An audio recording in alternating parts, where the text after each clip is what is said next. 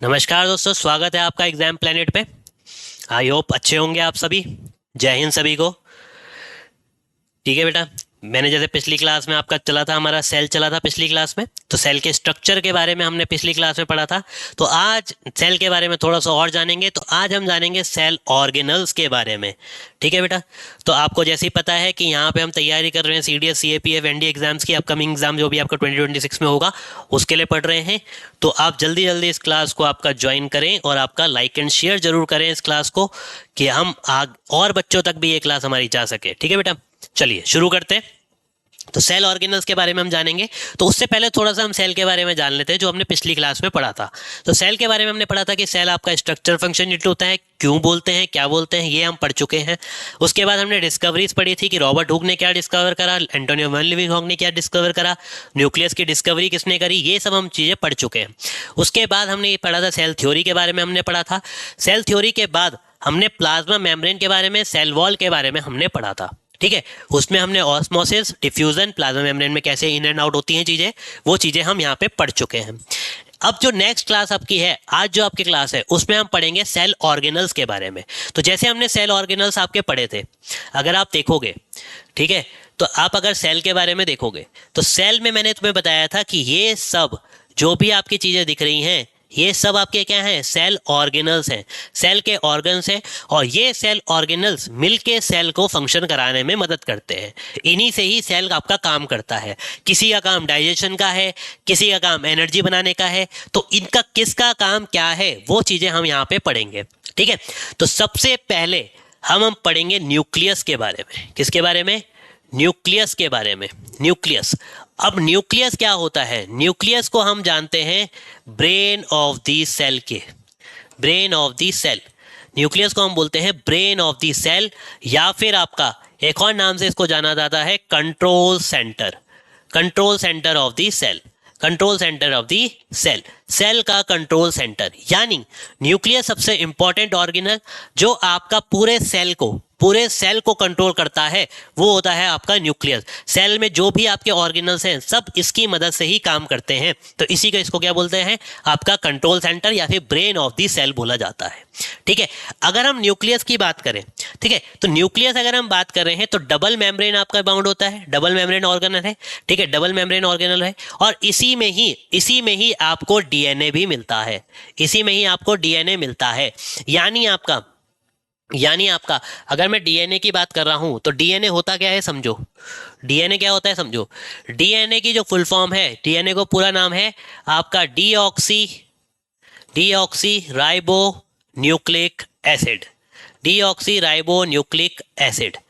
ये आपका डीएनए होता है। अब डीएनए क्या करता है? डीएनए आपका जो भी आपकी हेरिडिटरी इंफॉर्मेशन है, हेरिडिटरी मतलब जो पेरेंट से आपके यंग वंस को मिलेगी, पेरेंट से जो आपके यंग वंस को आपके इंफॉर्मेशन मिल रही है, उसी को ही हम बोलते हैं आपका, वो किसके थ्रू होती है? डीएनए के थ्रू होती है। किसके थ्रू होती है? डीएनए के थ्रू। डीएनए में ही आपके क्रोमोसोम्स मिलेंगे, डीएनए में ही आपका क्या करेंगे, जीन्स वगैरह मिलेंगे। जीन्स मिलके आपका क्या करेंगे, जीन्स जो मिल रहे हैं वही आपके क्या करेंगे, इंफॉर्मेशन पहुंचाते हैं, जिससे कोई भी कैरेक्टर आपका पता चलता है। जैसे हमारे बालों का कलर, हमारा स्ट्रक्चर, हमारा बॉडी वेट, बॉडी हाइट, जो भी है वो सब किसकी वजह से है? आपका डीएनए की वजह से है। इसी से ही हमें पता चलता है कि हम अपने पेरेंट्स से कितना सिमिलर हैं, क्या क्या हमारी सिमिलरिटीज है। ठीक है, तो ये होता है आपका डीएनए। तो ये आपका कहाँ मिलता है? ये आपका मिलता है न्यूक्लियस में। किस में मिलता है? न्यूक्लियस में। ठीक है, अगर हम बात करते हैं न्यूक्लियस की, तो न्यूक्लियस के बेसिस पे हमने ऑर्गेनिज्म को न्यूक्लियस के बेसिस पे हमने ऑर्गेनिज्म को दो पार्ट्स में डिवाइड करा है। ठीक है, कौन कौन से? एक होते हैं प्रोकैरियोटिक, और एक होते हैं आपके यूकैरियोटिक। ठीक है, एक आपके होते हैं यूकैरियोटिक, एक होते हैं आपके प्रोकैरियोटिक। ये हमने डिवाइड करा है ऑर्गेनिज्म को किसके बेसिस पे? न्यूक्लियस की बेसिस पे। कि न्यूक्लियस आपका बताता है, अगर जिसमें बहुत अच्छे से आपका न्यूक्लियस मिल रहा है, प्रॉपर आपका न्यूक्लियस अगर मिल रहा है, तो उसको बोलते हैं हम यूकैरियोट। और जिसमें आपका न्यूक्लियस जो होता है पूरी तरीके से वेल डेवलप्ड नहीं होता, जिसमें आपका पूरा एनवलप नहीं मिल रहा है। जैसे अगर हम एनिमल सेल की बात करें, यहाँ पे अगर एनिमल सेल देखोगे तो एनिमल सेल में आपको देखो ये न्यूक्लियस है ये पूरा, तो न्यूक्लियस में आपका न्यूक्लियर पोर भी मिल रहे हैं, छोटे छोटे छोटे छेद मिल रहे हैं जिसके थ्रू कोई चीज आएगी जाएगी, ठीक है। न्यूक्लियोलस मिल रहा है इसके सेंटर पे जिसमें आपका डीएनए वगैरह सब होता है। न्यूक्लियोप्लाज्म होता है, यहाँ पे एक फ्लूइड होता है, यहाँ पे एक फ्लूइड होता है जिसको हम न्यूक्लियोप्लाज्म बोलते हैं, ठीक है, जिसमें आपका चीजें रहती हैं। और बाहर पे आपको एक कवर मिलेगा जिसको हम बोलेंगे न्यूक्लियर एनवेलप। ये सब चीजें जब किसी में मिलती हैं, ये सब चीजें जब हमें सब में मिल रही हैं तो उसको बोलेंगे हम यूकैरियोट्स। क्या बोलेंगे? यूकैरियोट, जिसमें आपका वेल डेवलप्ड न्यूक्लियस होगा, जिसमें आपका वेल डेवलप्ड न्यूक्लियस होगा। न्यूक्लियस सब चीज आपका मिल रहा है एक बाउंड, एक आपका सर्कल के अंदर, मान लो एक सर्कल के अंदर सब चीजें आपकी फिट है, उसको बोलेंगे हम यूकैरियोट्स। और वहीं अगर हम प्रोकैरियोट्स की बात करते हैं, प्रोकैरियोट्स की बात करते हैं तो प्रोकैरियोट्स मान लो जैसे ये ऑर्गेनिज्म है कि प्रोकैरियोट्स में जो आपका न्यूक्लियस होगा वो वेल डिफाइंड नहीं होगा। वेल डिफाइंड होने का मतलब कि उस पे ये सब लेयर नहीं मिल रही हैं, वो आपका ऐसे ऐसे आपका फैला हुआ दिखेगा, ठीक है। जब आपका न्यूक्लियस आपका ऐसे फैला हुआ दिखता है, वेल डिफाइंड नहीं होता, उसमें कोई एनवेलप नहीं है, उसको स्टोर नहीं कर रखा है, उसके अंदर कोई न्यूक्लियोप्लाज्म नहीं है, ठीक है, ये चीजें नहीं मिल रही हैं, तो वो आता है आपका प्रोकैरियोट। वो ऑर्गेनिज्म क्या कहलाएंगे? प्रोकैरियोट्स कहलाएंगे। इसी को हम बोलते हैं, इसके न्यूक्लियस को हम यहाँ पे बोलते हैं न्यूक्लियोइड। क्या बोलते हैं? न्यूक्लियोइड, न्यूक्लियोइड, ठीक है बेटा। न्यूक्लियोइड क्या हुआ? प्रोकैरियोट्स में मिलता है जिसमें आपका न्यूक्लियस जो है वो वेल डिफाइंड नहीं है। क्लियर है? ये चीज समझ में आई? चलो, तो न्यूक्लियस के बेसिस पे हमने दो पार्ट्स में डिवाइड करा, प्रोकैरियोट्स और यूकैरियोट्स। एक चीज और बता दो आपके इंफॉर्मेशन के लिए कि यूकैरियोट्स में जो भी ऑर्गेनल्स मिलेंगे, ये सारे ऑर्गेनल्स आपके मिलेंगे, वो आपके ऑर्गेनल्स मिलते हैं यूकैरियोट्स पे जिसमें आपका मेम्ब्रेन्स होती हैं, जिसमें आपकी सारी मेम्ब्रेन्स होंगी, ठीक है, जिनमें आपकी मेम्ब्रेन्स होगी, सब में आपकी मेम्ब्रेन्स मिलती हैं, ठीक है। राइबोसोम होता है एक अकेला ऐसा ऑर्गेनल, राइबोसोम, जिसमें आपकी कोई भी मेम्ब्रेन नहीं होती, बाकी सब में मेम्ब्रेन्स होती हैं। तो आपका जो राइबोसोम है, याद रखना, जो राइबोसोम है, अभी हम पढ़ेंगे राइबोसोम के बारे में, तो राइबोसोम जो है वो आपका प्रोकैरियोट में भी मिलेगा और आपका यूकैरियोट में भी मिलेगा। मगर बाकी जो ऑर्गेनल्स हैं, जो मेम्ब्रेन वाले हैं, वो आपके केवल यूकैरियोट में मिलेंगे, प्रोकैरियोट पे नहीं मिलते। क्लियर है?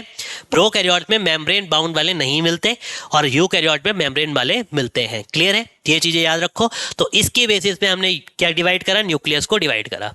चलो आगे देखो, है ना। तो प्रोकैरियोट और यूकैरियोट समझ में आया।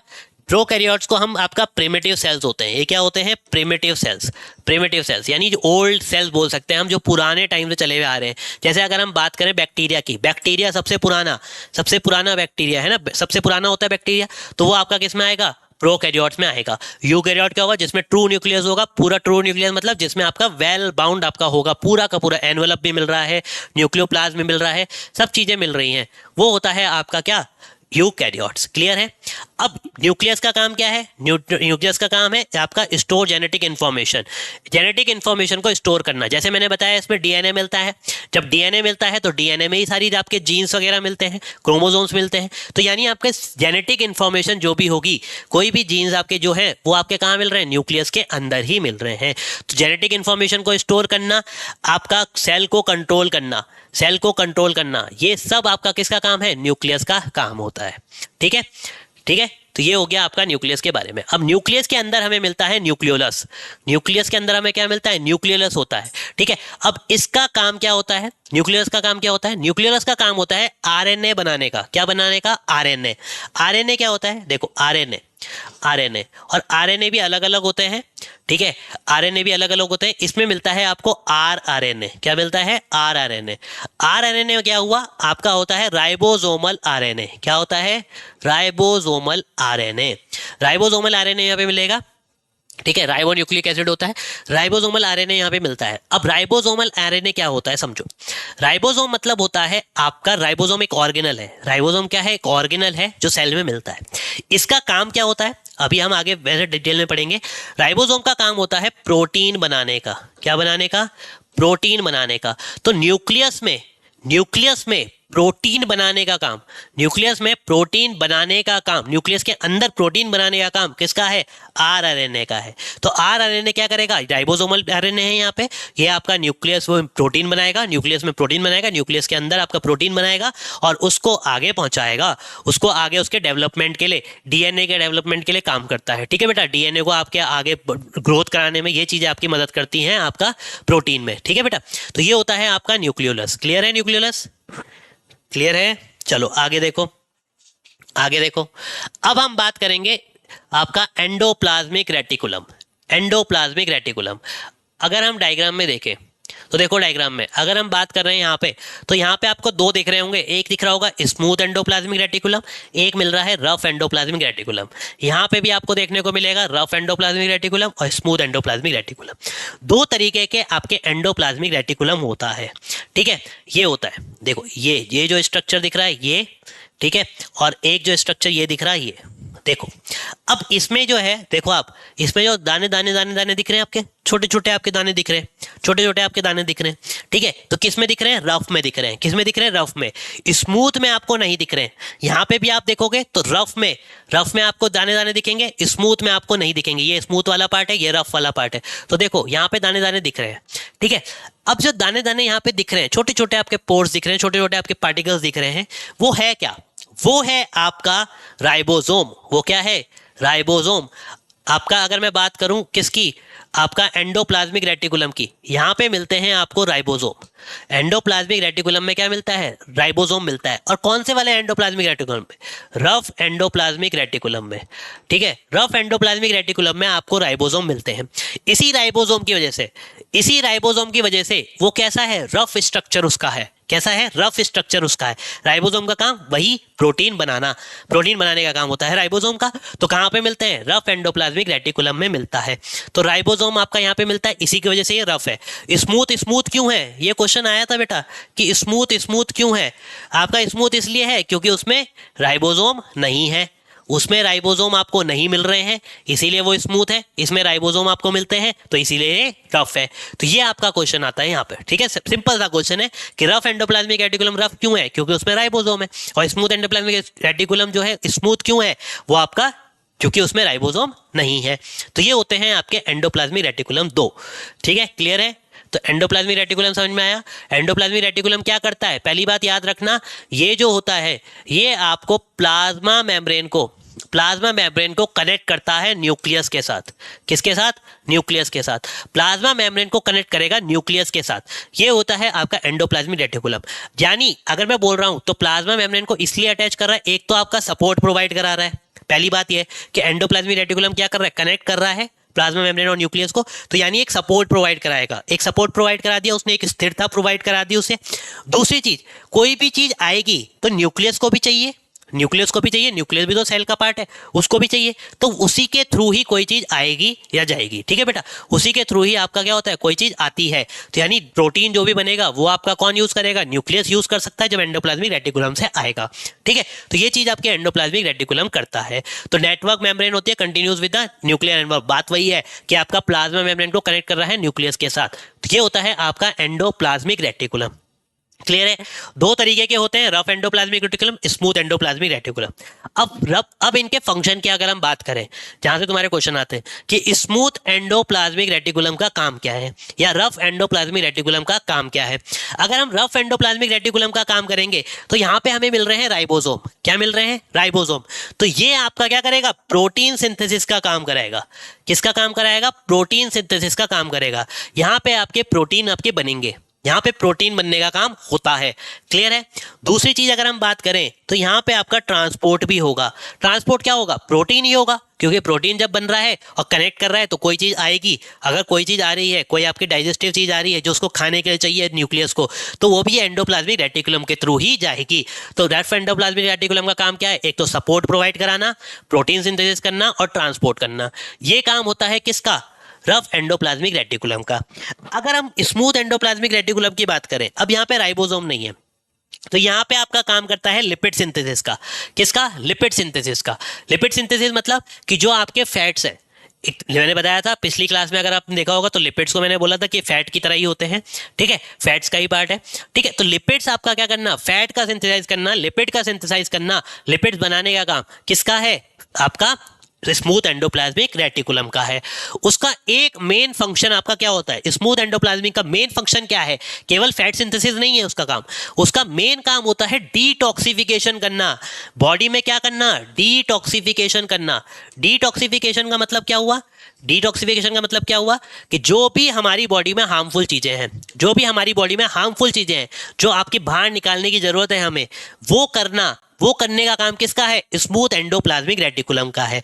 कि जो भी सेल के अंदर, हम अपनी बॉडी की बात नहीं करेंगे, हम करेंगे सेल की बात, तो सेल के अंदर कोई भी हार्मफुल चीज अगर आती है तो उसको बाहर निकालने का काम, उसको डिटॉक्सिफाई करने का काम, उसको साफ करने का काम किसका है? स्मूथ एंडोप्लाज्मिक रेटिकुलम का है। तो ये आपका काम करता है। और एक और काम याद करता है, कैल्शियम स्टोरेज भी करता है। कई बार आपका क्या होता है कि आपका कैल्शियम को स्टोर करने का काम भी कौन करता है? स्मूथ एंडोप्लाज्मिक रेटिकुलम करता है। क्लियर है? ये आपका काम करता है एंडोप्लाज्मिक रेटिकुलम। नेक्स्ट ऑर्गेनल हम पढ़ेंगे आपका गोल्गी एपरेटस। गोल्गी एपरेटस, तो गोल्गी एपरेटस से पहले हम राइबोसोम के बारे में जानते हैं। गोल्गी एपरेटस से पहले हम राइबोसोम के बारे में जानते हैं। राइबोसोम क्या होता है? अभी मैंने बताया। राइबोसोम क्या होगा? नॉन मेम्ब्रेन ऑर्गेनल है। नॉन मेम्ब्रेन, इसमें कोई ऑर्गेनल नहीं मिलता, इसमें कोई ऑर्गेनल नहीं, सॉरी ऑर्गेनल बोल रहा हूं, सॉरी, इसमें क्या होता है? कोई भी मेम्ब्रेन आपको नहीं मिलेगी, इसमें कोई भी आपको मेम्ब्रेन मिलेगी नहीं, कोई भी मेम्ब्रेन नहीं होगा। बिना मेम्ब्रेन का एक ऑर्गेनल है, कौन? राइबोसोम। इसका काम क्या है? इसका काम क्या है? इसका काम होता है प्रोटीन बनाने का। इसका काम है प्रोटीन बनाने का। ठीक है बेटा, RNA made up of protein. ठीक है बेटा, किससे बना है? आरएनए और प्रोटीन। तो यानी आपका प्रोटीन बनाने का काम किसका है? राइबोसोम का है। राइबोसोम का काम क्या है? प्रोटीन बनाने का काम। और यही आपको एंडोप्लाज्मिक रेटिकुलम में भी मिल रहा था। जब एंडोप्लाज्मिक रेटिकुलम में आपको मिल रहा है तो यानी आपका क्या है? रफ एंडोप्लाज्मिक में मिल रहा था। तो वहीं पे मैंने बताया था राइबोसोम होते हैं। राइबोसोम का काम क्या है? प्रोटीन बनाने का। तो राइबोसोम का मेन काम है आपका प्रोटीन बनाने का। ठीक है, ये होता है। अब इसको हम डिवाइड करते हैं दो पार्ट्स में। इसको हम डिवाइड करते हैं दो पार्ट्स में। दो टाइप के आपको राइबोसोम देखने को मिलेंगे, एक मिलेगा 70S और एक मिलेगा 80S। 70S मिलता है आपको प्रोकैरियोट्स में। किसमें? प्रोकैरियोट्स में। 70S 80S का मतलब क्या है पहले ये समझो। 80S आपको यूकैरियोट में मिलेगा, 70S आपको प्रोकैरियोट्स में मिलेगा। अब समझो 70S का मतलब क्या है। यहाँ पे S क्या है? S होती है आपकी स्वेडबर्ग यूनिट। क्या होती है? Svedberg unit. अब स्वेडबर्ग यूनिट क्या है समझो। स्वेडबर्ग यूनिट ये है कि जब भी हम किसी सेल को अगर डालेंगे, राइबोसोम के पार्ट को अगर डालेंगे, तो वो कितनी जल्दी किसी भी आपका बीकर में सेटल डाउन होता है, कितनी जल्दी वो नीचे बैठता है, उसी को हम स्वेडबर्ग यूनिट बोलते हैं।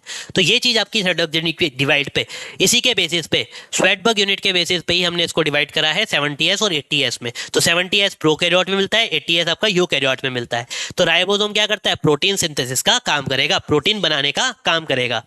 अब आ जाओ गोल्गी एपरेटस पे।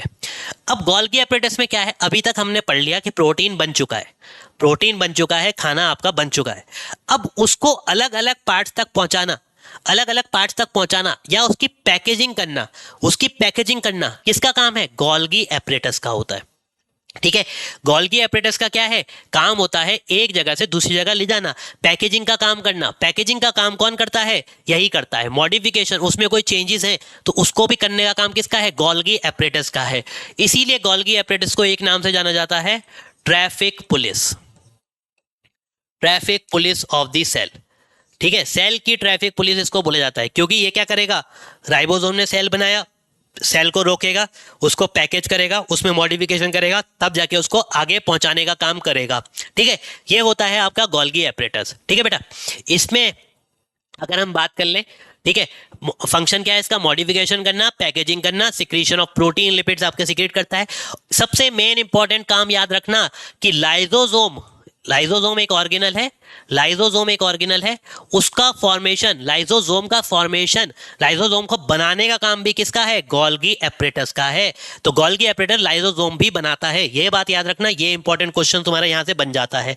क्लियर है कि लाइजोसोम कौन सा ऑर्गेनल बनाता है? तो याद रखना गोल्गी एपरेटस बनाता है। अब इधर देखो, डायग्राम देखो एक बार। डायग्राम अगर हम देखेंगे तो यहाँ पे तुम्हें गोल्गी एपरेटस दिख रहा होगा। ये रहा आपका गोल्गी एपरेटस। तो ये वाला दिख रहा है स्ट्रक्चर, कुछ ऐसे ऐसे ऐसे ऐसे घुमा हुआ दिख रहा है? दिख रहा है नहीं दिख रहा है? दिख रहा है, ये आपका स्ट्रक्चर दिख रहा है। जब ये स्ट्रक्चर जो होता है, जो ऐसे ऐसे ऐसे घुमावदार दिखेगा, ये आपको किस में दिखेगा? हर ऑर्गेनल में ज्यादातर देखने को मिलेगा। माइटोकॉन्ड्रिया में भी देखने को मिलेगा। ठीक है, गोल्गी एपरेटस में आपको देखने को मिल रहा है।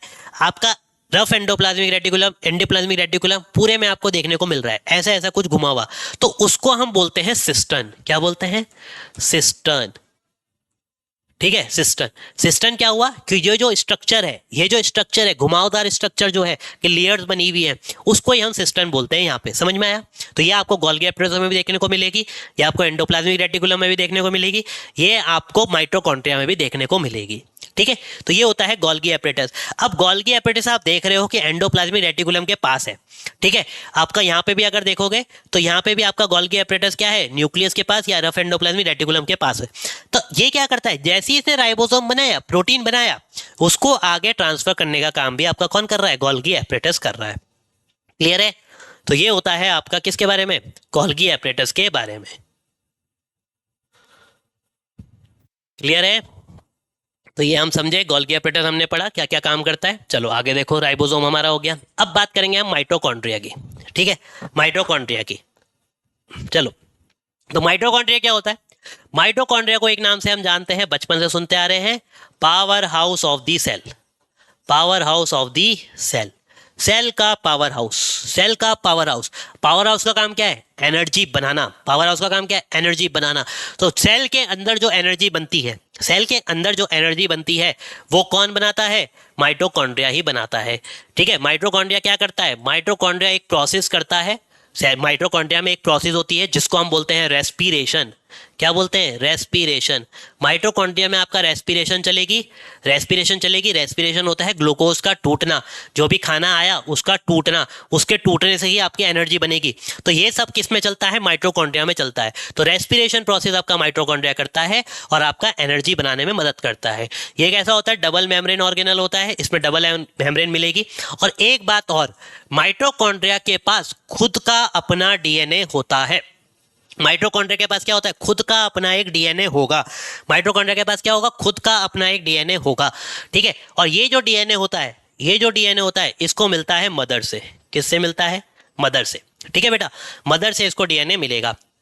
ठीक है बेटा, जो हमें, हमारे अंदर जो माइटोकॉन्ड्रिया है वो हमें, जिसके अंदर जो डीएनए है वो किससे मिला है, मदर से मिला है। तो यही आपका खुद का, इसके पास अपना एक डीएनए होता है। ऐसा ऑर्गेनल, क्वेश्चन आता है, ऐसा ऑर्गेनल जिसके पास खुद का अपना डीएनए है, तो वो है आपका माइटोकॉन्ड्रिया। वो क्या है, माइटोकॉन्ड्रिया। चलो आगे देखो। ठीक है, माइटोकॉन्ड्रिया की बात करेंगे तो माइटोकॉन्ड्रिया का काम क्या है, एटीपी सिंथेसिस करना। कौन सी प्रोसेस से, रेस्पिरेशन से। ठीक है बेटा, इसी को हम powerhouse of the cell भी बोलते हैं। क्लियर है? ठीक है, ये हुआ माइटोकॉन्ड्रिया के बारे में। नेक्स्ट देखो, नेक्स्ट हम बात करेंगे आपका प्लास्टिड्स के बारे में। किसके बारे में, प्लास्टिड्स के बारे में। आ जाओ जरा प्लास्टिड्स के बारे में जान ले।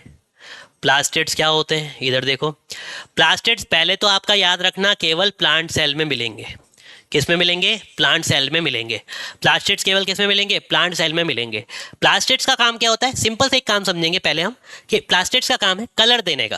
क्या देने का, कलर देने का। प्लांट्स में जो आपके कलर होते हैं उसको देने का काम किसका है, प्लास्टिड्स का है। अब तीन तरीके के प्लास्टिड्स होते हैं, तीन पार्ट्स होते हैं प्लास्टिड्स के। देखो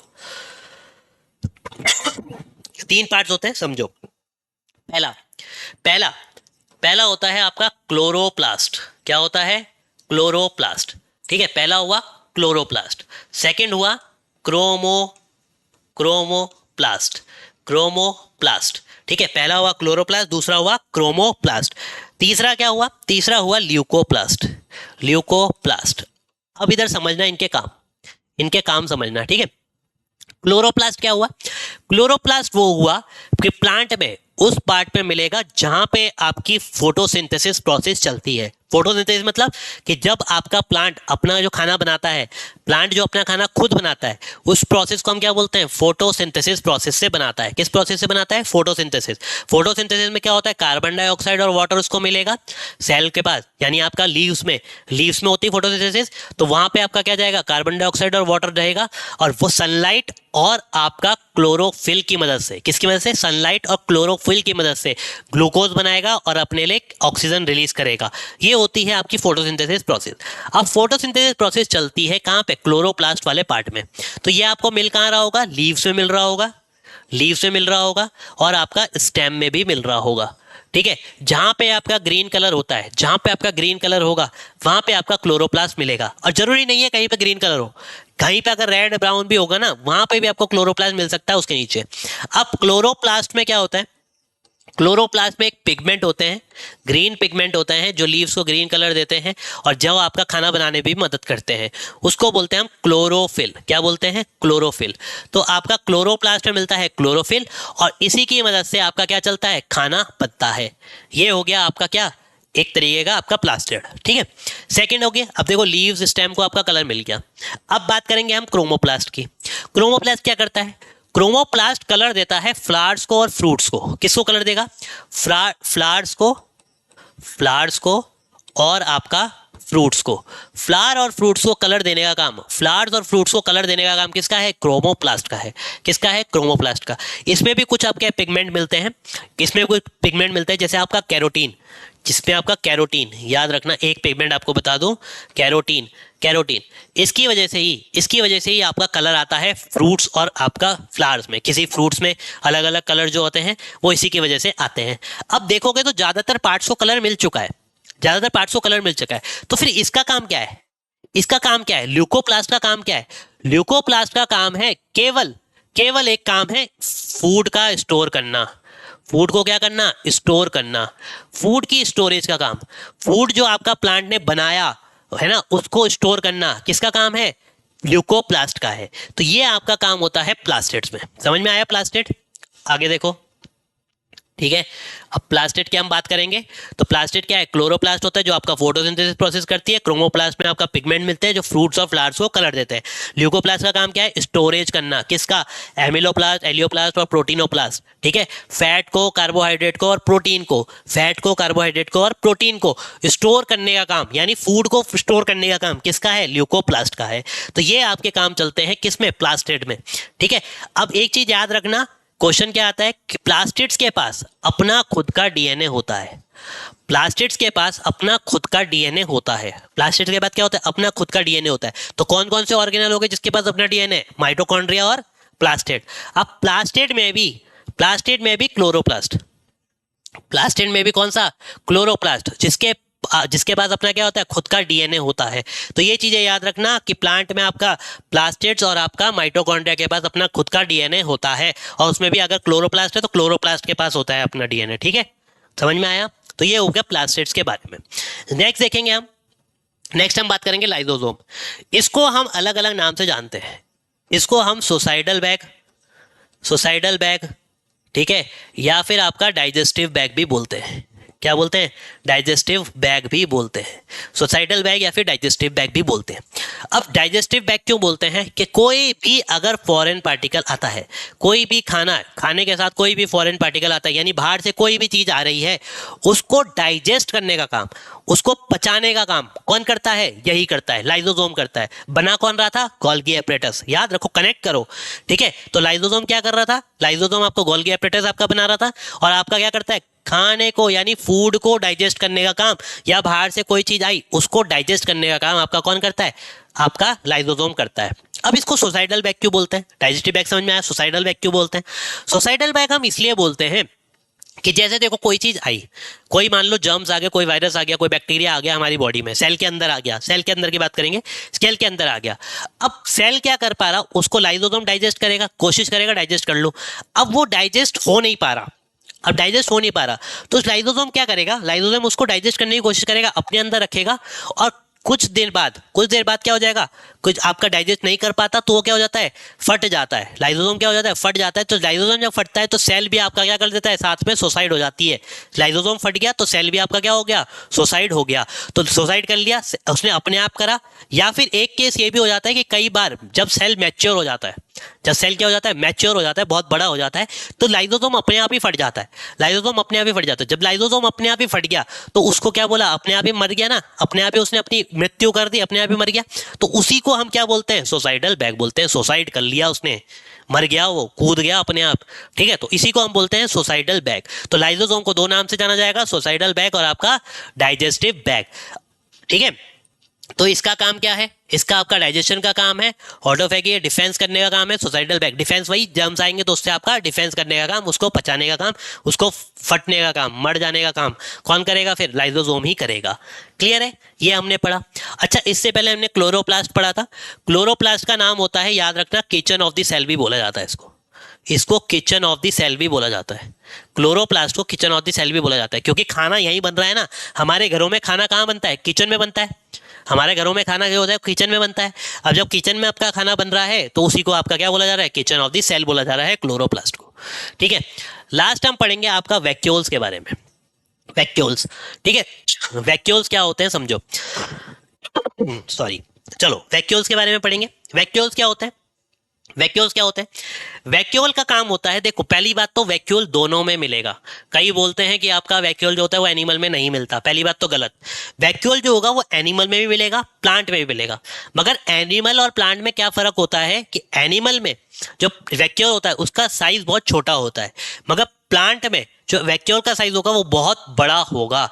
वैक्यूल का साइज बहुत बड़ा होगा किसमें? आपका प्लांट सेल में। किसमें? प्लांट सेल में। वैक्यूल्स का काम क्या होता है? वैक्यूल्स का काम होता है फूड स्टोरेज का। किसका? फूड स्टोरेज का। कि वाटर को आयंस को, कोई भी फूड को स्टोर करने का काम किसका है? वैक्यूल का है। वैक्यूल के अंदर ही फूड स्टोर होता है। तो एक चीज मैं आपको बता दूं कि प्लांट में और एनिमल में क्या फर्क है फूड स्टोरेज का, समझो। ठीक है, अब यहाँ पे वैक्यूल नहीं है। वैक्यूल है मतलब आपका एनिमल्स में वैक्यूल है, मगर बहुत छोटा है, उसको स्टोरेज की जरूरत नहीं होती। जितना हम खाते हैं उसको आपका क्या लगता है, हम अपने बॉडी में लगा देते हैं। ठीक है, तो एनिमल में जो फूड स्टोर होता है, एनिमल में जो फूड स्टोर हो रहा है वो हो रहा है आपका ग्लाइकोजन की फॉर्म में। किसकी फॉर्म में? ग्लाइकोजन की फॉर्म में। और आपका प्लांट में जो स्टोर होगा वो आपका स्टार्च की फॉर्म में स्टोर होगा। स्टार्च की फॉर्म में, दोनों कार्बोहाइड्रेट की फॉर्म है कि आपका कार्बोहाइड्रेट की फॉर्म में स्टार्च और आपका ग्लाइकोजन, ग्लूकोज से ही आपका फिर ग्लाइकोजन बनता है। ठीक है, तो इस फॉर्म में प्लांट में जो होगा स्टार्च की फॉर्म में, और आपका किस में? एनिमल में ग्लाइकोजन की फॉर्म में फूड स्टोर होता है। तो ये आपका चलता है। ठीक है, तो वैक्यूल का काम क्या है? फूड स्टोरेज का काम होता है। फूड वैक्यूल होता है, आपका फूड को स्टोर करेगा। ठीक है, एक प्रेशर, एक टर्जिडिटी प्रोवाइड कराएगा, एक मजबूती प्रोवाइड कराएगा प्लांट सेल में। ठीक है बेटा, एक चीज और याद रख लो कि वैक्यूल जो होता है एनिमल में, अगर मैं बात करूं तो 90% तक एरिया आपका कवर करता है। कितना करता है? 90% तक। 90% एरिया कवर करता है प्लांट सेल में। कौन? वैक्यूल। अगर तुम डायग्राम में देखोगे, तो डायग्राम देखो, ये रहा वैक्यूल। तो आपको दिख रहा है कि ज्यादा एरिया किसने कवर कर लिया? वैक्यूल ने कर दिया। तो इसीलिए मैंने क्या बोला, जो वैक्यूल होता है वो 90% एरिया कवर करता है। क्लियर है? तो ये है आपके सेल ऑर्गेनल्स के बारे में। समझ में आया? जरा आप क्वेश्चंस देखते हैं, आ जाओ। देखो, which cell organelles have their own DNA and ribosome.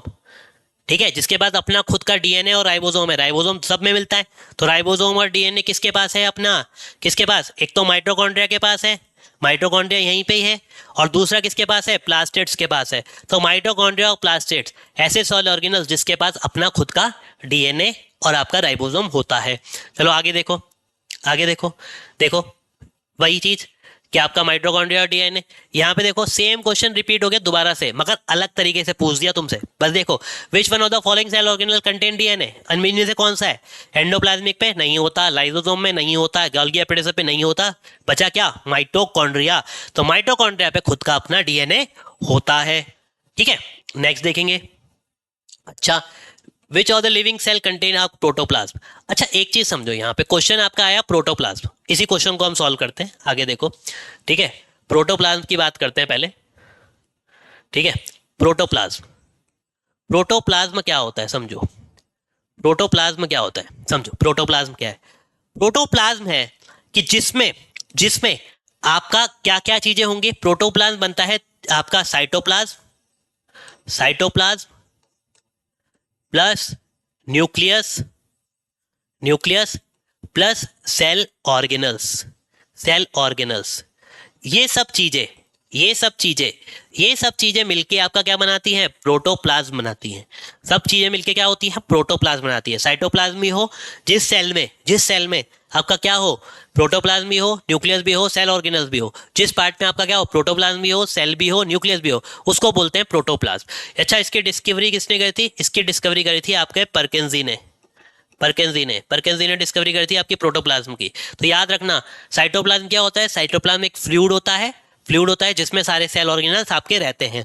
ठीक है, न्यूक्लियस हमें पता है, सेल ऑर्गेनल हमें पता है। देखो अब क्वेश्चन देखो। ठीक है, कहाँ गया ये वाला? The living content of the cell is called protoplasm. It is composed of, क्या होता है उसमें आपका क्या होगा? ऑर्गेनल्स भी होंगे, साइटोप्लाज्म भी होगा, और न्यूक्लियोप्लाज्म भी होगा। न्यूक्लियोप्लाज्म वही हुआ न्यूक्लियस वाला पार्ट, क्या आपका ये सब आपका मिल रहा है? न्यूक्लियस है तो पूरा पार्ट हो गया ना न्यूक्लियोप्लाज्म वाला, तो वो चीज आपकी मिल रही है, तो इसको बोलते हैं हम प्रोटोप्लाज्म। क्लियर है? तो ये आपका आंसर हो गया। उसके बाद ये वाला देखो, कि which of the following parts are found in both plants and animals, कौन से पार्ट आपके प्लांट्स और एनिमल सेल दोनों में मिलते हैं। देखो एनिमल सेल में आपका प्लास्टिड नहीं मिलता और आपका सेल वॉल नहीं मिलता, तो जहां पे प्लास्टिड और सेल वॉल होगा वो हटा दो। क्लोरोप्लास्ट यहाँ पे है तो ये हटा दो, उसके बाद यहाँ पे आपका सेल वॉल है ये भी हटा दो, दूसरा आपका कौन सा हुआ, यहाँ पे क्लोरोप्लास्ट है ये भी हटा दो, ठीक है, सेल वॉल भी है ये भी हटा दो, बचा कौन सा, सी पार्ट यानी सेल मेम्ब्रेन, साइटोप्लाज्म और न्यूक्लियस, ये तीनों आपके यहाँ पे मिलते हैं। ठीक है, नेक्स्ट देखो कि आपका सोसाइडल बैग किसको बोलते हैं, सीधे सीधे आंसर लाइसोसोम, करने की जरूरत ही नहीं कि आपका सेल ऑर्गेनल कौन सा सेल ऑर्गेनल जिसको सोसाइडल बैग बोलते हैं, तो आपका हो गया लाइसोसोम। यहाँ पे देखेंगे bacteria undefined nuclear region, lack of nuclear membrane, contain without DNA without protein. ठीक है बेटा, बैक्टीरिया में क्या होता है, अनडिफाइंड न्यूक्लियर रीजन है, ये प्रोकैरियोट्स होते हैं, प्रोकैरियोट्स में आपका क्या है, केवल डीएनए मिलता है, प्रोटीन नहीं मिलता, सच रीजन इज कॉल्ड। अब इस रीजन को क्या बोलते हैं, अभी मैंने बताया था न्यूक्लियोइड। न्यूक्लियोइड क्या होता है, प्रोटोप्लाज्म में मिलता है जिसमें आपका केवल डीएनए होता है, प्रोटीन नहीं होता, पूरा कंप्लीट नहीं होता न्यूक्लियस, है ना, मैंने बताया था न्यूक्लियस आपका वेल डिफाइंड नहीं होता, उसको बोलते हैं। क्लियर है। नेक्स्ट क्वेश्चन देखो, अभी मैंने बताया कि आपका ग्लाइकोजन और स्टार्च, ठीक है, किस में आपका स्टोर होते हैं, देखो both starch and glycogen are found in plant cell, बिल्कुल गलत। Both starch and glycogen found in animal cells, दोनों नहीं मिलते। Starch is present in plant cell and glycogen is present in animal cell, बिल्कुल। यहाँ पे देखो both starch and glycogen are present in plant cell as well as animal cell, नहीं, starch किस में मिलेगा, प्लांट सेल में मिलेगा, और ग्लाइकोजन किस में मिलेगा, एनिमल सेल में मिलेगा। तो ये आपका क्वेश्चन है। क्लियर है।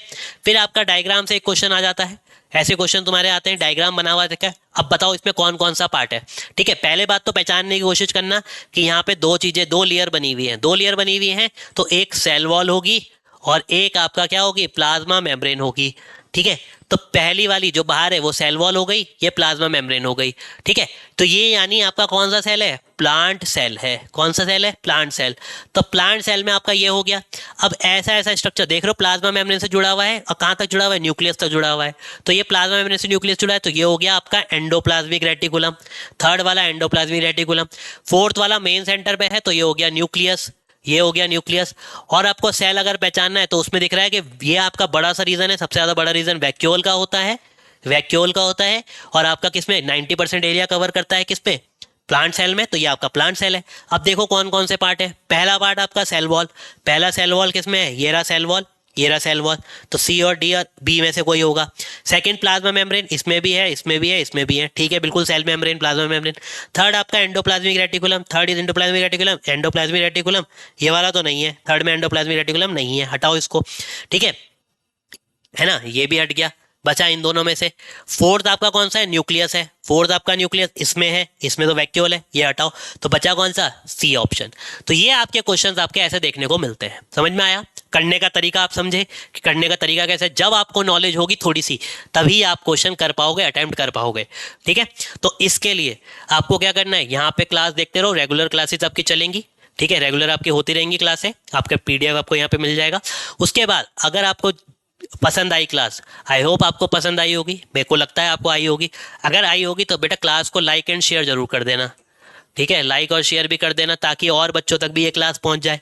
ठीक है, और अगर आपको और डिटेल में हमसे पढ़ना है, ठीक है, और डिटेल पे आपको पढ़ना है, तो आप क्या करिए, मैंने आपका विशाल सर प्लेनेट ऐप पे आपका क्या है, हमारे बैचेस चल रहे हैं, ऑपरेशन बैच आपका चल रहा है, 25 सितंबर से ये शुरू हो गया था। यहाँ पे अभी आपके कोर्सेज चल रहे हैं, सारे आपके वेल एजुकेटेड, आपके बहुत अच्छे टीचर्स, फैकल्टीज आपको यहाँ पे पढ़ा रहे हैं, तो आप यहाँ पे फ़ायदा उठाइए, जल्दी जल्दी इसको आपका एनरोल करें यहाँ पे जाके। ठीक है बेटा, फटाफट जाके करें। तो ऑपरेशन बैच आपका चल रहा है, उसके बाद आपका कौन सा स्पेशल 50 आपका बैच चल रहा है। ठीक है, यहाँ पे आपको पूरी ऑफलाइन फीलिंग हम दे रहे हैं, पूरा का पूरा आपका मेंटरशिप आपको यहाँ पे मिलेगी कि एक टीचर्स आपके लिए यहाँ पे अवेलेबल है हमेशा कि आपके डाउट्स वगैरह लेने के लिए, और पर्टिकुलर आपके फैकल्टीज भी आपके यहाँ पे डाउट लेते रहते हैं। तो आपका स्पेशल 50 बैच हमारा आपका लॉन्च है, इसको आप जा सकते हैं, इसमें एनरोल कर सकते हैं और अच्छे से पढ़ने के लिए और डिटेल में पढ़ने के लिए। ठीक है, नेक्स्ट आपका एफकेट का बैच यहाँ पे चल रहा है, मेरा जनरल साइंस का बैच यहाँ पे आपका चल रहा है इंडिविजुअल, तो उस पर भी आप एनरोल कर सकते हैं। ठीक है, और ये सब आपको मिलेगा विशाल सर प्लेनेट ऐप पे। तो विशाल सर प्लेनेट ऐप आप डाउनलोड करें और इस पे आपका कोई भी कोर्स आपको जो अच्छा लगता है उसको एनरोल करें और अपनी तैयारी को बूस्ट करें। ठीक है बेटा, तो आई होप आपको समझ में आया होगा, बहुत अच्छे से आया होगा। अगर आप पढ़ना चाहते हैं तो चाहिए एनरोल कीजिए। ठीक है बेटा। धन्यवाद सबके लिए। अब नेक्स्ट क्लास में मिलेंगे नए एक टॉपिक के साथ। तब तक के लिए जय हिंद सभी को। Thank you so much.